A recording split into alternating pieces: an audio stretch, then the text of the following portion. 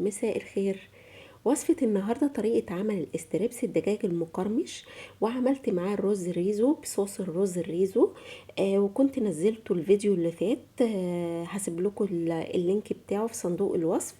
وهنعمل طريقة الاستريبس النهاردة المقرمش بطريقة سهلة جدا، والأولاد هيحبوه جدا وهيموتوا فيه. وهنخلي كنتاكي بقى يقفل وهنبسط أولادنا. بصوا آخر انبساط. بتكلفة أقل كتير من كنتاكي، وحاجة نظيفة وجميلة جدا في البيت. الرز طالع مفلفل، الستريبس طالع مقرمش وجميل جدا زي ما انتوا شايفين. بس قبل ما نبتدي الفيديو، لو اول مرة تشوفوني، انا اسمي علا. ما تنسوش تشتركوا في القناة ولايك وشير لو عجبكم الفيديو. بصوا الكفر مقرمش ازاي. تعالوا نشوف عملنا ازاي. معايا هنا 4 صدور من الفراخ او 3، على حسب الكمية اللي انتي حابة ان انتي تعمليها. بتجيبي الصدر كامل كده، وبقطع الحتة اللي ورا ديت بتبقى لوحدها كده. باخدها بالطول بالسكينة واقطعها زي ما انتي شايفة، واقوم مقطعة بالطول. بصي، بالطول. واخد برضو اقطع الصدر كله بالطول حتت كده. ما تخليش القطعة سميكة قوي، خليها وسط، بس مش ترفعيها قوي عشان ما تنشفش منك.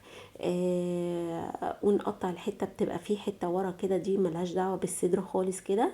بقطعها دي بالطول برضو لوحدها، وبعملها قطعه لوحدها زي ما انت شايفه كده. واخد الصدر اخده بالطول واقطعه للشرائح بالطول زي ما انت شايفه كده بالظبط. هنعمل طبعا للفراخ ديت تتبيله. هنعمل تتبيلتين في الستريبس. هنعمل للفراخ نفسها تتبيله، وهنعمل للكفر بتاعه تتبيله. تحفه بجد، جميله جدا. انتظري معايا طبعا لاخر الفيديو عشان تشوفي عملته ازاي من اوله لاخره. وهنا كنت قطعت الفراخ، جبت بقى ملح. شوفي هنتبلها ازاي، وفلفل اسود، وهنحط بصل باودر و7 بهارات. وحطيت شوية قرفة. وطبعا الدبس الرمان اللي معايا في كل التتبيلات بجد تحفة. وشوية كاري. وهنحط دلوقتي فصين من التوم مهروس. ممكن تحطي توم باودر، بس انا حطيت فصين بيعزز معايا الطعم اكتر. ومعايا نص ليمونة او عصير ليمون. ومعايا بابريكا.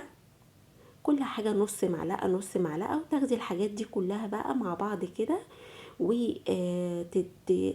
وتدعكيه زي ما انت شايفة كده. تدخلي التتبيلة كلها في الصدور، في صدور الفراخ، وتتبليها كده كله مع بعض، وتركنيها على جنب. بقى نيجي نعمل التتبيلة التانية. هنحط كوب من الدقيق، ومعلقة كبيرة من النشا، ونص معلقة من بيكنج باودر. ومعايا بابريكا، وهنحط ملح وبصل باودر وتوم باودر. وهنقلب الكلام ده كله كده مع بعض. هنزود بس شوية ملح عشان طبعا الفراخ طبعا انت عارفة انها بتحب الملح. مش لازم ننقص، لو هي طالعة دلعة هتلاقي طعم الفراخ مش حلو. معايا كوباية من اللبن، وهننزل عليها كوباية من اللبن، ومعايا بيضاية. وهننزل الكلام ده كله كده بقى مع بعض، وهنقلب كويس جدا. مش عايزين اي تكتلات معايا. لو لقيتيها لسه سميكة زودي طبعا لبن، او حابة زودي مية مفيش مشكلة. بس انا حبيت ان انا اعمل الاكلة تكون غنية بفيتامينات اكتر للاولاد، عشان ده طبعا بيحبوه. لو ما بيشربوش اللبن، انت كده دخلت اللبن في وسط الاكل، فهو برضو اكتسبوا منه الفيتامينات بتاعت اللبن. والفراخ طبعا بروتين. معايا هنا سنة من الخل. حطيت على الكفر اللي هو الدقيق وكده، عشان ده اللي هيدي برضو معايا سنة القرمشة. والبيكنج باودر برضو عامل مهم جدا. هنا جبت خلطة كنور بتاعت الستريبس بتاعت كنور. بتدي طعم جميل جدا. وهي فعلا احلى من حاجات كتير انا جربتها. الخلطة بتاع الكنور دي تحفة. وهنجيب بقى من التتبيلة اللي هي بتاعت الفراخ نفسها، وهنحط في التتبيلة اللي احنا عملناها الكفر اللي عملناه بالدقيق واللبن ده. وانا طبعا سبته بتاع حوالي ساعتين، مش عملت على طول. يعني انت سيبيه ساعتين، كل ما هيقعد طبعا كل ما هيبقى حلو طبعا، وبيكتسب اكتر من التتبيلة. وهنبدأ ناخد الكفر كده، مش عايزاكي تضغطي عليه قوي، ما تضغطيش عليه قوي، هو يا دوبك بايدك كده. بصي طلعيه كده تحسي ان هو منقرش زي ما انت شايفة كده.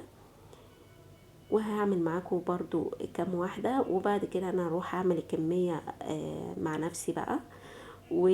وهرجع تاني هنا اهو. بصوا انا بس بحب اوريكم، انا مش بضغط على الكفر ولا بضغط على الفراخ خالص، عشان تديني سنة التعريجة اللي هي فيها دي. بصوا كنت هنا عملت الكمية، وجبت زيت طبعا، طاسة الزيت غزير وسخن، وخليت الدرجة بعد ما سخن خليت الدرجة على درجة متوسطة من النار. بصوا طالع يعني اول ما خد لون من الجنب رحت قلبها على الجنب التاني. بجد طلع مقرمش وجميل جدا، عايزه الاولاد فعلا هينبهروا بيه. والطعم فعلا بصوا مش عايزه اقول لكم، كنتاكي ده احلى من كنتاكي مليون الف مره. كنتاكي ما بيحطش كل التتبيلات اللي احنا عملناها دي، ولا كل التوابل، ولا بالنظافه دي، ولا بالحلاوه دي. بجد بجد كان تحفه.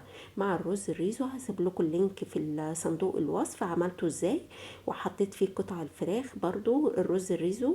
بجد كان تحفه. وعملت برضو الصوص الرز الريزو، وعملت بيه فظيع بجد وبأقل الامكانيات، وما كلفناش اي شيء خالص. وهنا كانت كله اتحمر، وبصوا بجد كان جميل. وده كان طبق التقديم بتاعي.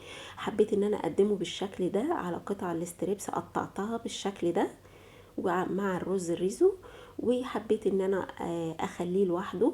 بجد كان طعمه جميل. بص الرز مفلفل ازاي، والستريبس نفسه مقرمش جدا، وفي نفس الوقت طعمه حلو جدا.